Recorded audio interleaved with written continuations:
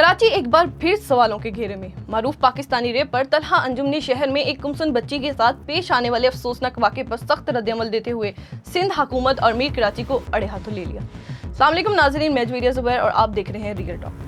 नाज़रीन, कराची पेश आने वाले दिल दहला देने वाले वाक़े पर मुल्क भर में गम और गुस्सा पाया जा रहा है। इस मामले पर मारूफ रैपर तलहा अंजुम ने भी अपनी खामोशी तोड़ दी।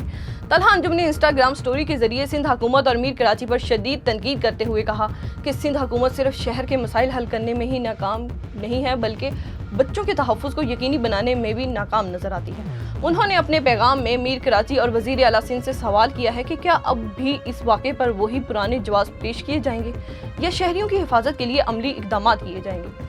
नाज़रीन, तलहा अंजुम का कहना है कि कराची के अवाम ख़ुसूसन बच्चों का तहफ़्फ़ुज़ हुकूमत की अव्वलीन ज़िम्मेदारी है और ऐसे अफसोसनाक वाक़यात इस बात की निशानदही करते हैं कि मज़ीद मौसर इक़दाम की ज़रूरत है।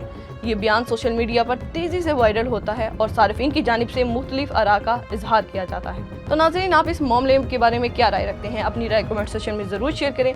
मज़ीद खबरों और अपडेट्स के लिए हमारे चैनल को सब्सक्राइब करना ना भूलिएगा। मिलती हूँ अगली वीडियो में, तब तक के लिए मुझे दें इजाज़त। अल्लाह हाफ़िज़।